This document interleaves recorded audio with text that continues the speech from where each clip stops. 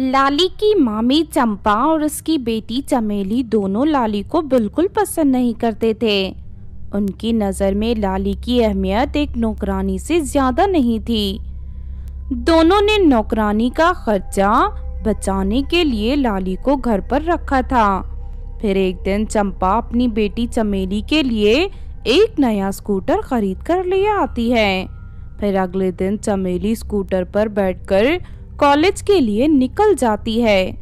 तभी रास्ते में लाली उसे रोकते हुए कहती है, दीदी घर के काम करते करते मैं बहुत थक जाती हूँ। इस वक्त चलते चलते मेरे पैर दुख रहे हैं और तू मुझे भी स्कूटर पर बैठकर कॉलेज तक ले चलो।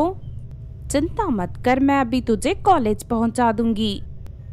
उसके बाद चमेली लाली को रस्सी से अपनी स्कूटर के पीछे बांधकर उसे सड़क पर घसीटते हुए ले जाती है। फिर थोड़ी देर के बाद चमेली स्कूटर रोककर लाली को सड़क के किनारे ढकेल देती है। अब आज के बाद तू कभी स्कूटर के नाम नहीं लेगी। इस तरह हंसते हुए चमेली स्कूटर स्टार्ट करके वहां से चली जाती है। अपनी इस दुर्दशा पर दुखी होकर लाली जोर जोर से रोने लगती है। वही सड़क के बगल में मौजूद पेड़ के ऊपर बैठी एक चुड़ैल ये सब देख लेती है। चुड़ैल लाली के पास पहुंचकर उसे दिलासा देने लगती है। उसके बाद वो लाली को जंगल में बने अपनी गुफा के अंदर ले जाती है। फिर चुड़ैल लाली के जख्मों पर जादुई मलहम लगाकर उन्हें पूरी तरह ठीक कर देती है। अब तुम्हें दुखी होने की जरूरत नहीं है। आज से मैं हमेशा तुम्हारा ख्याल रखूंगी। आज से तुम मेरे साथ रहोगी। मैं तुम्हें किसी प्रकार की कोई कमी नहीं होने दूंगी। इतना कहकर चुड़ैल लाली को एक जादुई झाड़ू और पैसों से भरी एक थैली देती है। अब तुम इस जादुई झाड़ू पर बैठकर अपने कॉलेज जाया करना और हाँ, इस थैली से तुम जितने चाहे उतने पैसे निकाल सकती हो। चुड़ैल की उदारता देख लाली बहुत खुश होती है। फिर चुड़ैल लाली के पुराने कपड़ों को एक सुंदर ड्रेस में बदल देती है। उसके बाद लाली जादुई झाड़ू पर सवार अपने कॉलेज पहुंच जाती है। लाली को देख कॉलेज की सभी लड़कियों की आंखें भर जाती है। दूसरी तरफ चमेली और लाली को देखने लगती है। क्यों री लाली की बच्ची, अचानक तेरे पास इतनी सुंदर ड्रेस और ये जादुई झाड़ू कहाँ से आई? सच सच बता, वरना शाम को माँ से तेरी खूब पिटाई करवाऊंगी। रहने दे, अब मैं तेरी धमकियों से नहीं डरने वाली। और वैसे भी मुझे रहने के लिए एक बहुत अच्छी चुड़ैल आंटी मिल गई है। मैं उन्हीं के साथ रहूंगी, इसीलिए अब मुझे तुम दोनों दुष्ट माँ बेटियों के साथ रहने की जरूरत नहीं है। इतना कहकर लाली क्लास में चली जाती है। दूसरी तरफ घर जाकर चमेली अपनी माँ को लाली और चुड़ैल के बारे में सब बता देती है।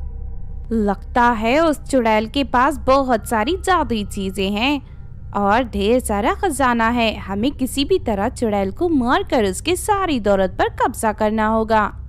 उसके बाद वो दोनों माँ बेटी एक तांत्रिक से मिलकर उसे अपने बुरे इरादों के बारे में सब बता देते हैं। तांत्रिक भी उन्हीं दोनों की तरह लालची था, इसीलिए वो फौरन उन दोनों की बातों में आ जाता है। अगले दिन वो तीनों चुड़ैल को मारने के लिए उसकी गुफा में पहुंच जाते हैं। देख चुड़ैल, अगर तू बचना चाहती है तो इसी वक्त यहाँ से भाग जा, वरना ये तांत्रिक तुझे जलाकर राख कर देगा। चंपा की धमकी सुनकर चुड़ैल को बहुत गुस्सा आता है और वो उन तीनों को सबक सिखाने के लिए आगे बढ़ती है।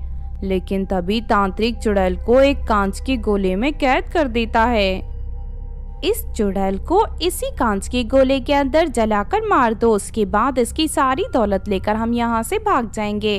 तांत्रिक उसी वक्त कांच के गोले के अंदर आग लगा देता है। बेचारी चुड़ैल दर्द के मारे तड़पने लगती है। उसे तड़पते हुए देख तीनों जोर जोर से हंसने लगते हैं। लेकिन तभी अचानक जादुई झाड़ू पर सवार लाली वहां आ जाती है। लाली फौरन तांत्रिक के हाथ से उसकी जादुई छड़ी छीन लेती है और जादुई छड़ी की शक्ति से लाली कांच के गोले को तोड़कर चुड़ैल को बाहर निकाल लेती है। लेकिन तब तक चुड़ैल पूरी तरह जल चुकी थी और थोड़ी ही देर में वो अपना दम तोड़ देती है। अपनी चुड़ैल आंटी की मौत पर लाली को बहुत दुख होता है। तुम तीनों ने लालच में आकर मेरी चुड़ैल आंटी की जान ले ली, अब मैं तुम तीनों को नहीं छोड़ूंगी।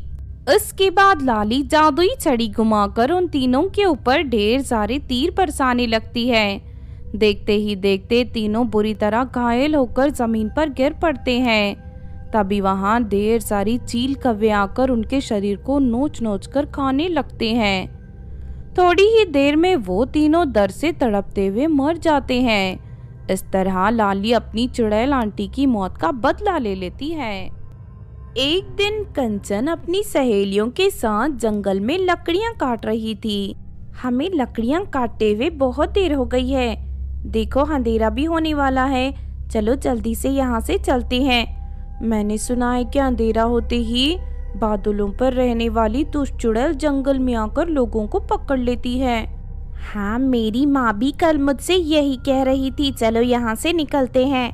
उसके बाद सभी लड़कियां तेजी से कदम बढ़ाते हुए अपने गांव की ओर जाने लगती हैं। लेकिन तभी अचानक एक पुल के ऊपर बादलों पर रहने वाली बुरी चुड़ैल उनका रास्ता रोक लेती है। क्या बात है, आज इतनी सारी लड़कियां मेरा शिकार बनने वाली हैं। तुम सबको मार कर तुम्हारा मांस खाने में बड़ा मजा आएगा। नहीं नहीं चुड़ैल जी, हमें छोड़ दीजिए, हम सभी गरीब लड़कियां हैं, हमारे परिवार को पालने वाला हमारे सिवा कोई और नहीं है। अगर आप हमें मार दोगी तो हमारे परिवार वाले भूखे मर जाएंगे, दया करके हमारी जान बख्श दीजिए। मैंने आज तक किसी को जिंदा नहीं छोड़ा, फिर तुम्हें कैसे छोड़ दूं? मैं एक चुड़ैल हूँ, मेरे अंदर रहम नाम की कोई चीज नहीं है। उसके बाद चुड़ैल अपनी भूतिया पर्स से बेहोश करने वाला पाउडर निकालकर उन सभी लड़कियों के ऊपर छिड़क देती है। देखते ही देखते सभी लड़कियां बेहोश होकर गिर पड़ती हैं। फिर चुड़ैल उन सभी लड़कियों को रस्सियों से बांध देती है और उन सभी को हवा में उड़ाकर बादलों के ऊपर ले जाती है। थोड़ी देर में ही सभी लड़कियों को होश आ जाता है।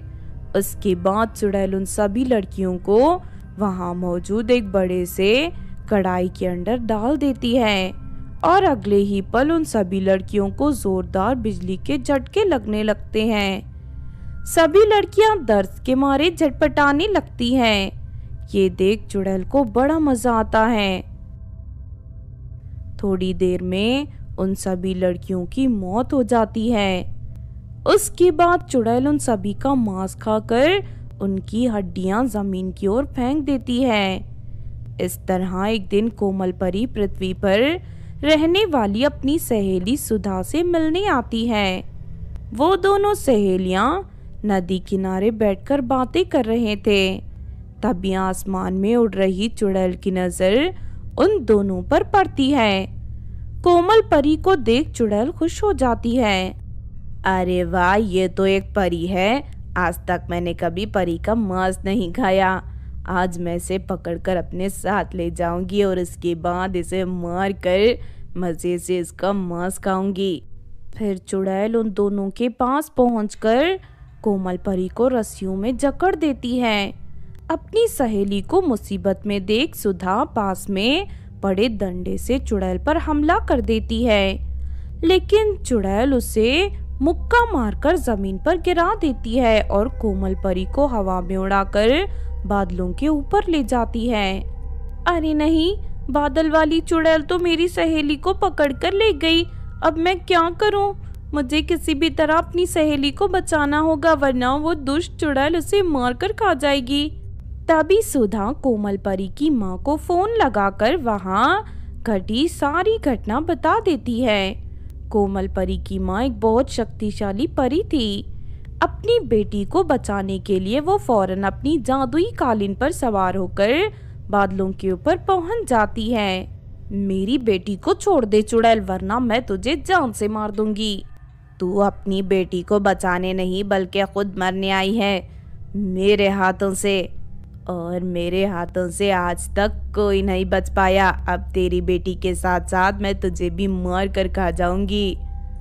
इतना कहकर चुड़ैल जादुई कांटे प्रकट करके कोमल परी की माँ के ऊपर फेंक देती है। लेकिन कोमल परी की माँ अपनी जादुई छड़ी की शक्ति से उन सभी कांटों को जलाकर राख कर देती है। ये देख चुड़ैल गुस्से से आंख बबूला हो जाती है। अच्छा तो ये बात है, ठहर जा, अब तू मेरे भूतिया पानी से नहीं बचेगी। बहुत हो गया तेरा नाटक, अब तो तू मरने के लिए तैयार हो जा। फिर कोमल परी की माँ अपनी जादुई छड़ी घुमाकर चुड़ैल को बिजली के झटके देने लगती है।